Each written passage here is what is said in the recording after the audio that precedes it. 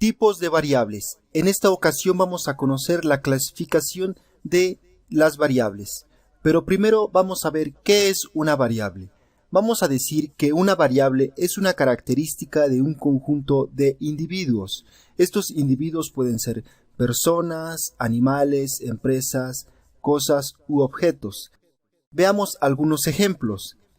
Tenemos que para una persona, una variable puede ser la edad, puede ser la estatura, o el peso, el color de ojos, o la escolaridad. Una persona tiene infinidad de variables. Para una empresa, tenemos que sus variables pueden ser el sector al que pertenece, el tamaño de la empresa, el número de empleados que tiene, el nivel de producción o el volumen de ventas. Vemos también que una empresa entonces tiene diferentes características y cada una de estas características es una variable. Ahora veamos por qué se denomina variable. Veamos esto con un ejemplo. Supongamos que realizamos una encuesta a un conjunto de personas y les preguntamos sobre su nivel de estudios. Cada una de estas personas nos dará una respuesta diferente. Supongamos que esta persona nos responde que tiene nivel secundaria, esta persona tiene nivel bachiller y esta persona tiene nivel licenciatura.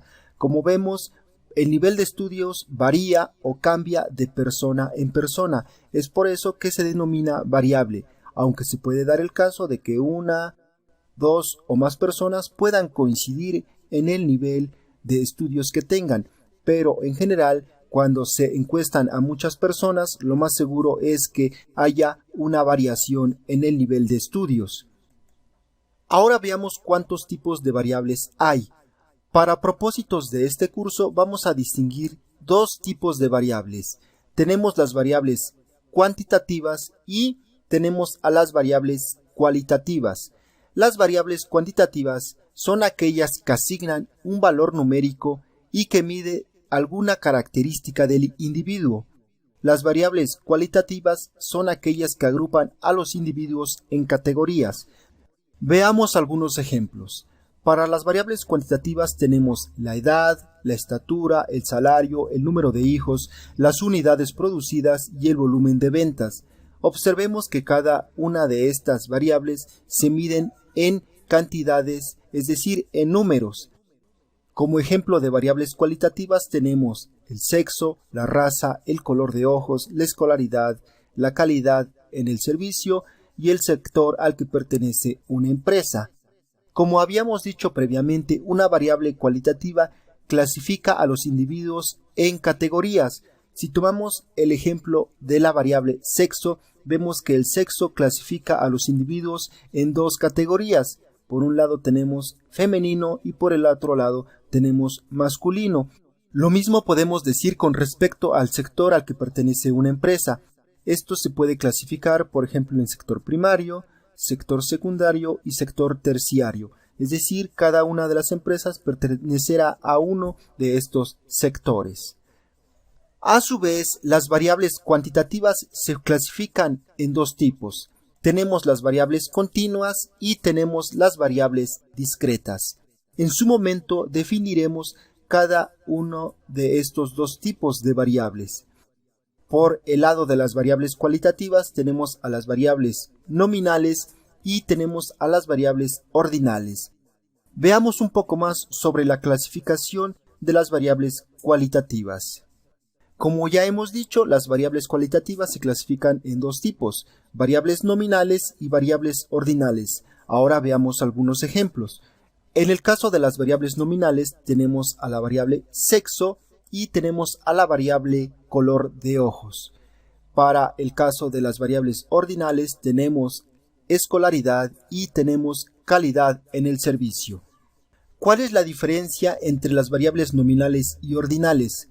Observemos que en el caso de las nominales no importa el orden en que se coloquen las categorías.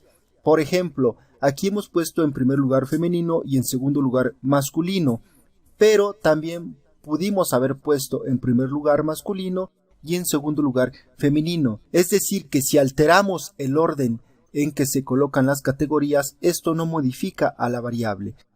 También sucede lo mismo en el caso del color de ojos.